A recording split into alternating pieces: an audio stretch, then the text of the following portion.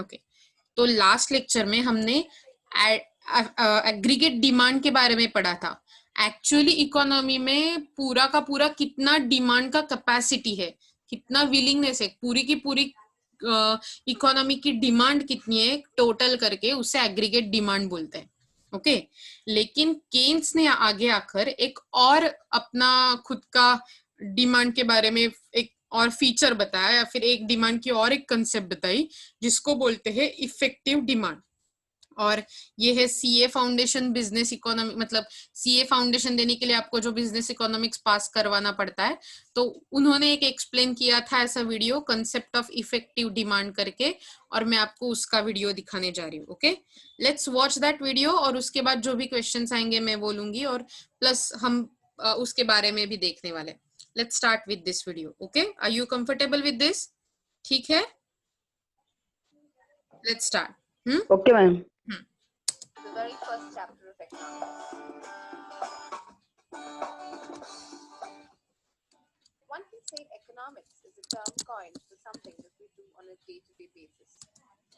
तो यहाँ से शुरुआती में वो बोल रहे कि कोई ऐसे बोल सकता है economics day to day basis पे जो एक्टिविटीज रहते हैं उसके हिसाब से इकोनॉमिक्स हम उसे बोल सकते हैं। From something as simple as buying some veggies from our next door veggie shop. The entire world of economics is encompassed into demand and supply that is existent in the market, and the price we all pay is just a balance between demand and supply that exists in the economy. वो क्या बोल रहा है कि पूरा का पूरा economics, पूरा का पूरा वर्ल्ड ये दो चीजों में बटा हुआ है, डिमांड एंड सप्लाई। तो डिमांड और सप्लाई के बीच में जो कनेक्शन है वो कनेक्शन को हम बोलते हैं प्राइस, जिसके हिसाब से डिमांड और सप्लाई की क्वांटिटी कम ज्यादा होती रहती है, जो कनेक्शन है उसको हम बोलते हैं price. Starting with the bigger economy, which is the world as a whole, consists of a large number of buyers and sellers. These buyers and sellers exchange commodities for a price on a day-to-day basis. तो overall world में दो type के लोग रहते हैं, एक है buyers, एक है सेलर्स। बहुत ज्यादा बायर्स है, बहुत ज्यादा सेलर्स है। नॉट एवरी टाइम जो भी बायर है वो सेलर नहीं बन सकता, ऐसा कुछ नहीं है। बायर भी सेलर हो सकता है, सेलर भी बायर हो सकता है। कंफ्यूजिंग है, लेकिन सोच लो कि बहुत सारे लोग मिलके बाय भी करते हैं, बहुत सारे लोग मिलकर सेल भी करते हैं डे टू डे बेसिस पे। और ये डे टू डे बेसिस का जो ट्रांजैक्शन है वो किसके हिसाब से चलता है?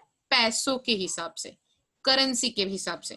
और currency is depending on the price, and price क्या है? डिमांड एंड सप्लाई के बीच वाला कनेक्शन है। Okay, These exchanges happen to satisfy the demands of the consumer. Hence, it becomes essential to understand the concept of demand. What is demand? To take you through an example, say there was a smartphone available in the market with some amazing features. Now, how would you determine the effective demand for this phone?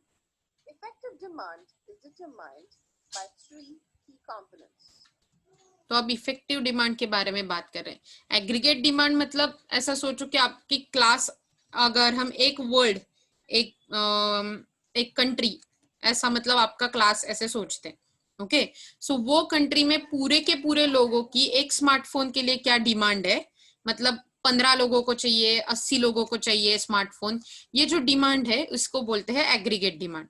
Okay, अब effective demand is not aggregate demand. Effective demand एक अलग वाला concept है, और वो concept के लिए आपको 3 कंपोनेंट्स के बारे में सोचना पड़ता है, 3 कंपोनेंट्स के बारे में। First one, here we have Ramod.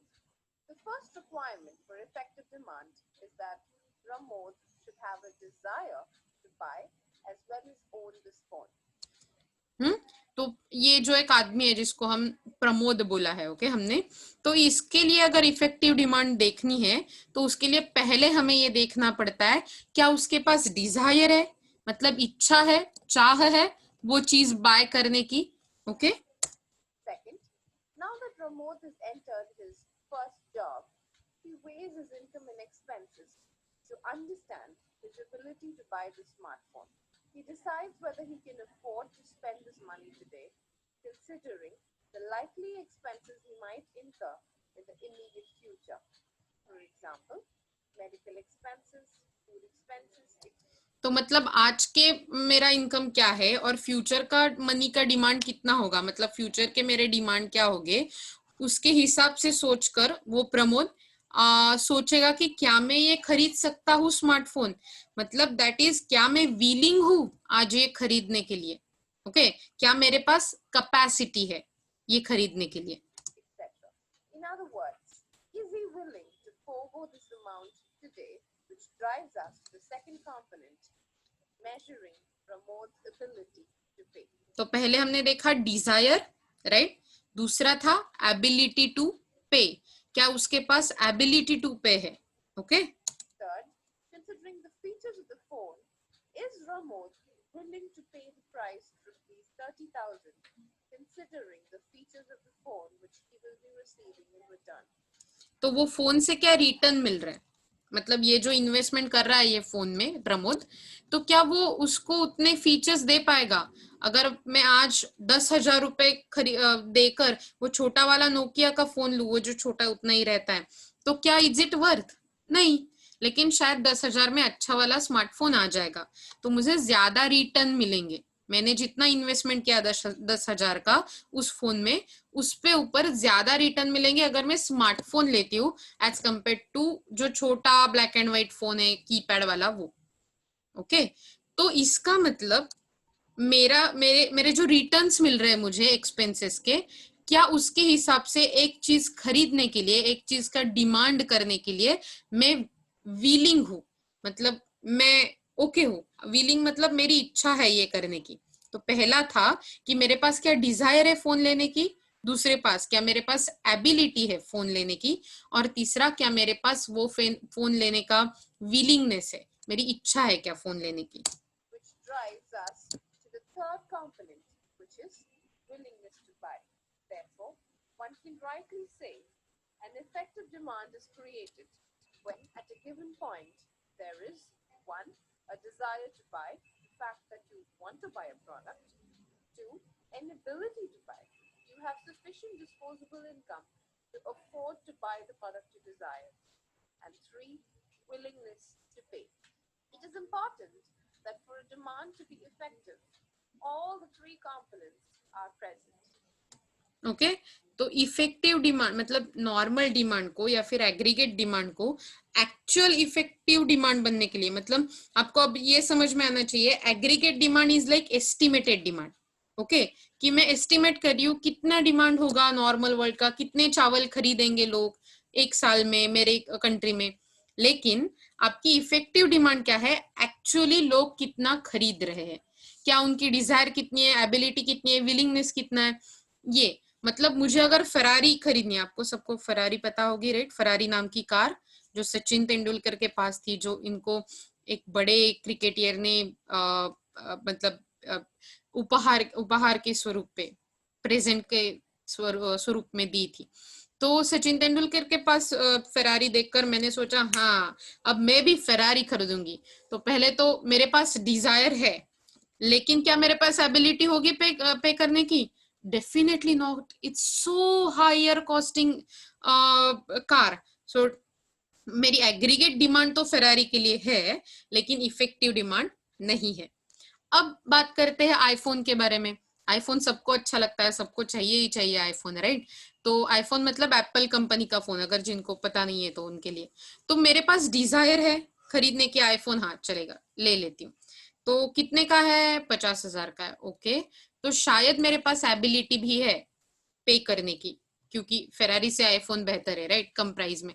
तो मेरे पास एबिलिटी है, लेकिन क्या मेरे पास विलिंगनेस है, क्योंकि मैं ऐसा सोच सकती हूँ कि अरे यार जो अभी मैं स्मार्टफोन यूज कर रही हूँ उसमें क्या कमी है, कुछ नहीं, गाने सुनने मिल रहे हैं, हाँ व्हाट्सएप या Insta yes, Facebook yes, everything you name it I have it on my phone. तो सब कुछ है. तो फिर विलिंगनेस होना चाहिए क्या, तो फिर मैं सोचती हूँ ठीक है नहीं है, वो 50,000 में सेविंग्स में रख लूंगी, मे बी एफडी कर लूंगी, शेयर्स में इन्वेस्ट कर दूंगी। मतलब अब मेरे पास डिजायर था, एबिलिटी भी था, लेकिन विलिंगनेस नहीं था, तो वो इफेक्टिव डिमांड हुआ का नहीं हुआ।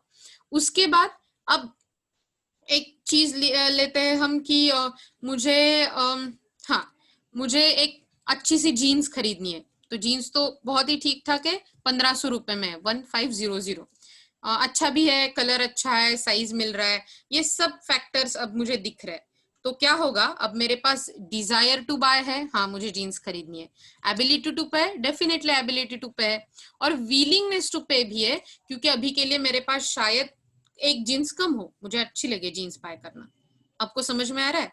तो अब ये तीन फैक्टर्स जब मिल जाएंगे तो मेरी डिमांड कैसे हो जाएगी, इफेक्टिव डिमांड हो जाएंगी। उसके पहले के जो भी डिमांड थे, आईफोन की डिमांड, फेरारी की डिमांड, तो वो सब कैसे थे, एग्रीगेट डिमांड में हो सकते थे, इफेक्टिव डिमांड में नहीं थे। समझ में आ रहा है आपको इफेक्टिव डिमांड में क्या अंतर है, एग्रीगेट डिमांड से क्या डिफरेंस है? For example, a child may desire to buy a toy, but does not have the ability to pay for the toy himself. The absence of this one element results in ineffective demand. To summarize, the concept of demand is nothing but demand refers to the quantity a consumer is willing to buy at a given price over a given period of time. तो given period of time में, given price में आपको वो चीज खरीदने की willingness होना, ability होना और डिजायर होना, दैट इज कॉल्ड डिमांड या फिर इफेक्टिव डिमांड। अब आपको इफेक्टिव डिमांड के बारे में पता चला है, right? Now are you okay with this concept, effective demand? भाई लोग, बहन लोग, क्या है? Yes. Okay, just a moment.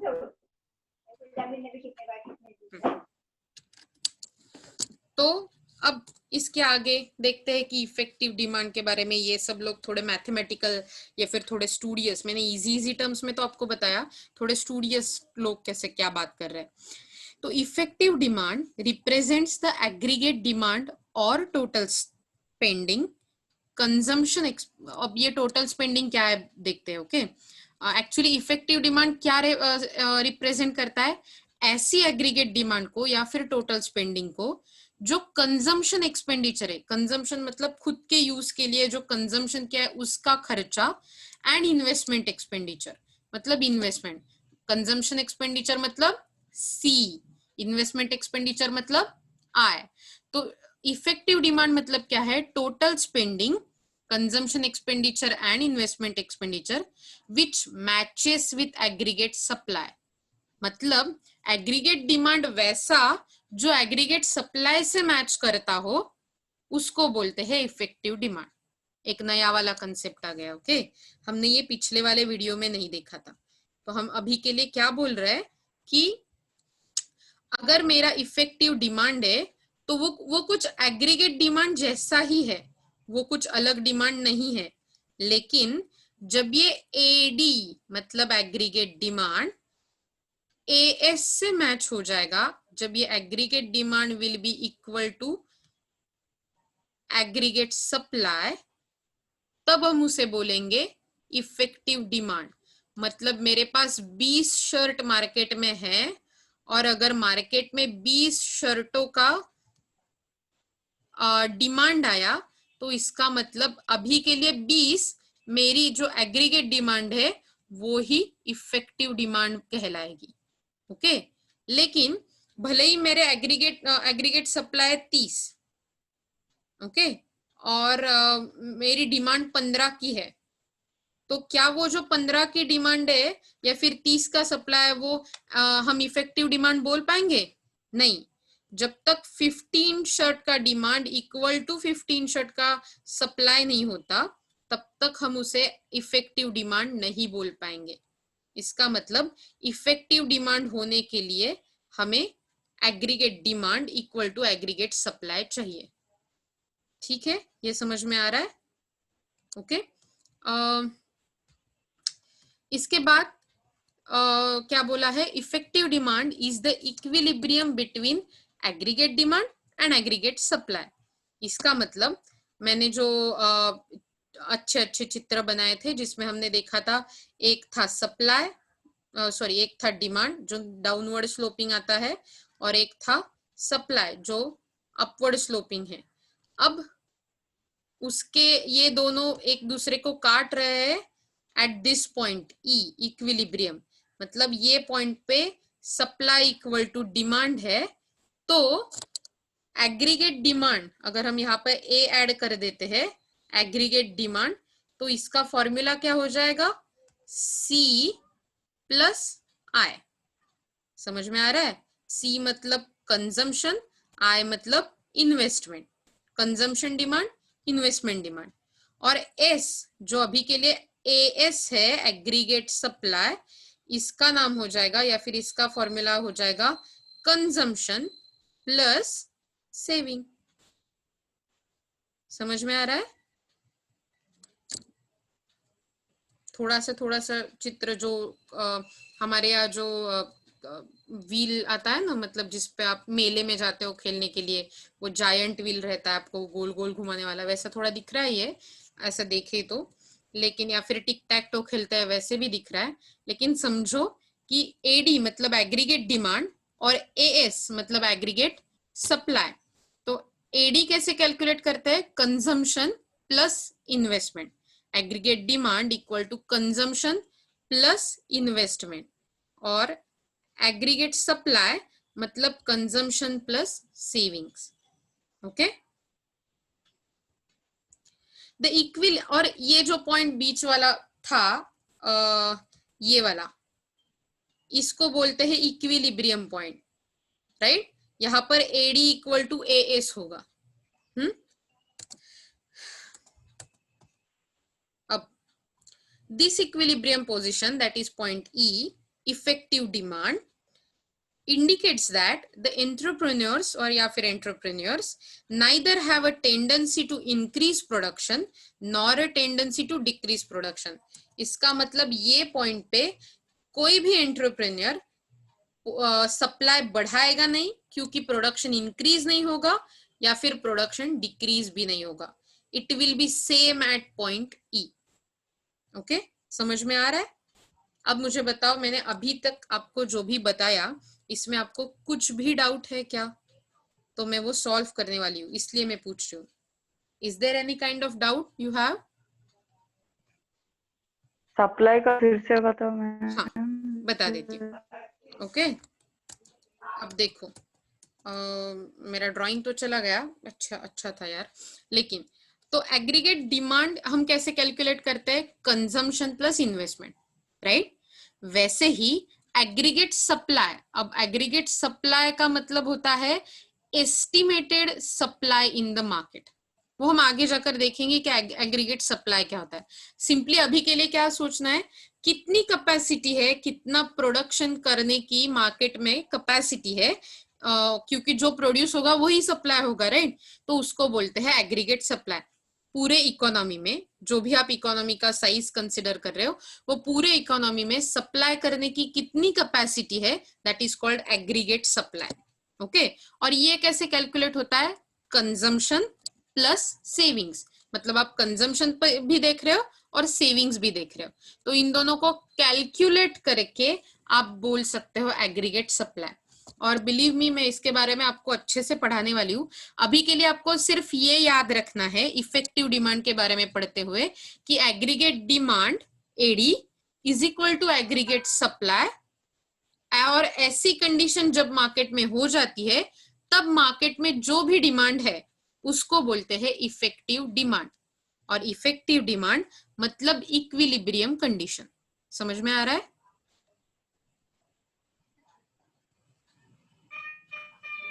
Okay, अगर कुछ है तो आप मुझे हाँ चैट बॉक्स में डाल दीजिए, मैं पढ़ लूंगी।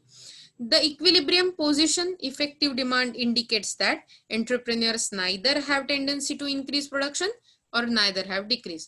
तो वो पॉइंट पे इफेक्टिव डिमांड ईडी के पॉइंट पे जहां पर इक्विलिब्रियम है सप्लाई और डिमांड का, वहां पर कोई भी जाकर प्रोडक्शन इंक्रीज नहीं करने वाला, कोई भी जाकर प्रोडक्शन डिक्रीज नहीं करने वाला, that will be stable at that point.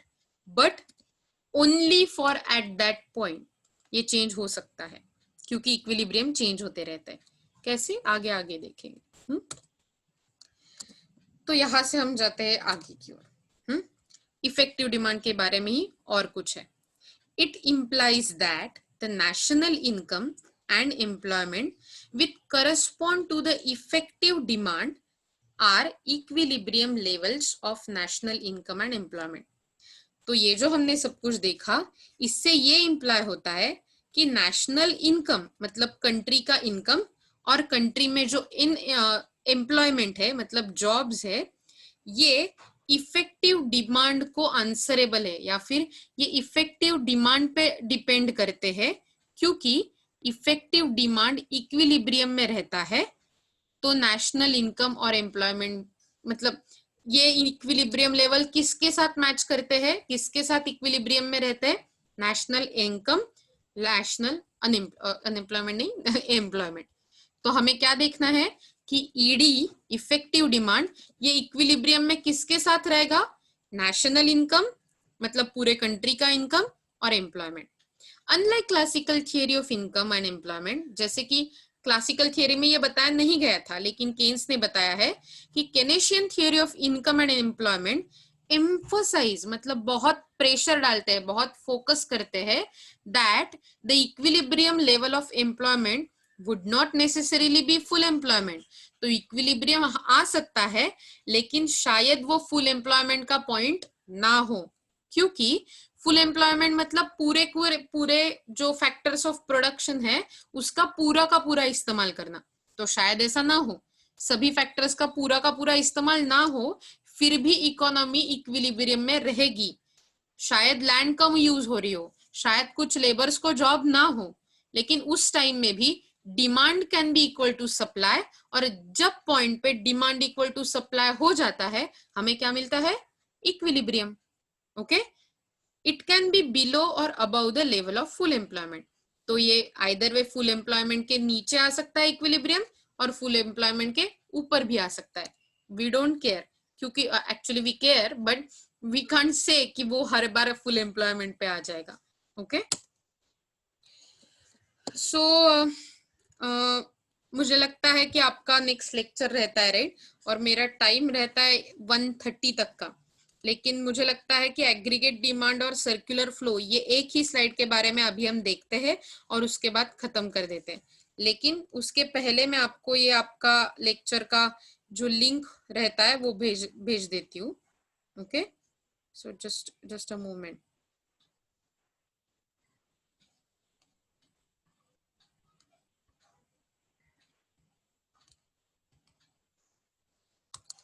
Okay, so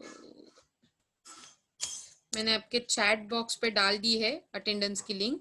please मुझे मतलब अटेंडेंस लगवाओ। ऊपर शायद वो कॉलम पे मैंने डेट नहीं लिखी है, लेकिन अभी के लिए जिसमें डाल दी थी उसके आगे ही आपको डालना है अटेंडेंस। ओके, अभी के लिए उसके ऊपर डेट नहीं है शायद। तो वही कॉलम में डाल देना। और ओके, मैं डाल ही देती हूँ अभी के लिए। Just a moment.